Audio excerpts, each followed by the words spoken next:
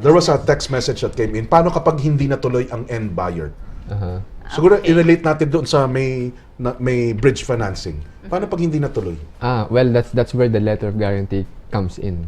So dapat may letter of guarantee from the bank that guarantees that the buyer will Is qualified to borrow is a loan. qualified to borrow already. And once you have that letter of guarantee, so far we haven't encountered any bank that backs out. No, but the buyer backs out. Miski na yung The buyer bank loan, backs hindi out. niya nakukunin. We also require a earnest deposit, non-refundable earnest deposit or reservation fee. So dun pa lang sa reservation fee, pwede na kaming kumita. And the property obviously belongs to us anyway. So it's still okay. Nabili mo na kasi doon sa seller. Right. That's the reason why you needed that bridge financing, di ba? Yes. Okay, from Jing of Muntinlupa, saan makakahanap ng property na binibenta ng mababa? Sa mga bangko ba? Thank you. Well, That's one. that's one source. Banks are one source. But what I tell my students is, do not bid on bank auctions.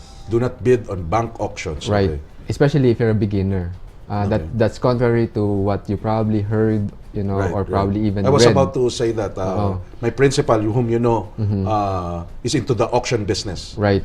But that's a not different matter kasi auction business That's yun. on the Right. Hindi siya bumibid. On Hindi the siya first nagbibid. deal. Right. Hindi siya nagbibid. And if it's your first deal, the problem with bank auctions is that it's an as is where is sale. Meaning, hindi mo may inspect yung property kaagad. Eh kung may anay yung property or pangit yung foundation, Right. di ba? Then talo ka doon. Second, you have to put up a lot of capital upfront.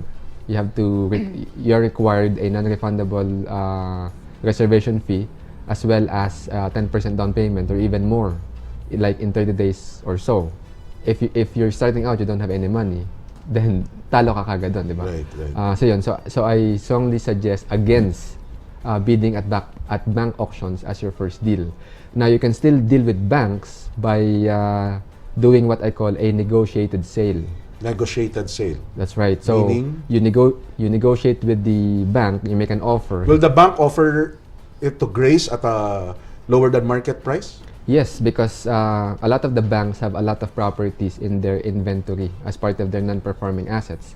So if they have non-performing assets, guess what? The banks are motivated to get rid of them. And how do they get rid of them? By selling them below market value. So banks are just one source. Now, Rose Bistan, earlier, yung source niya is through word of mouth marketing. She got people to refer her properties for sale. And it just so happened that one of those properties is below market value. So that's another source. And in the seminar, I teach them like many different ways to find properties that are selling below market value. What are you into now? Now that you have made your first million and now that you're challenging the track record of Miss Grace Pexon, you're into more deals now, Miss Grace? Yes, actually, I just closed yesterday 2 of my deals, and now that's my problem. I don't have anything to sell now. Anything to sell?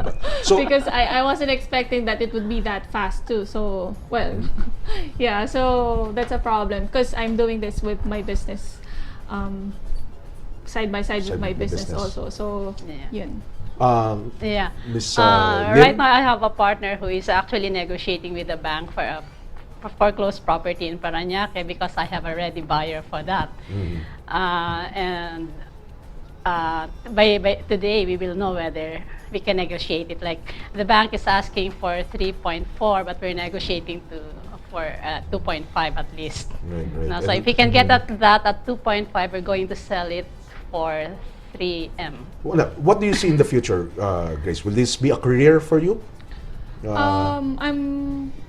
This will give me the passive income. Ito ang magpapa-retire sa akin. Okay. So, as we go for From work, not from life. Yan na. Okay, batang-bata ka pa.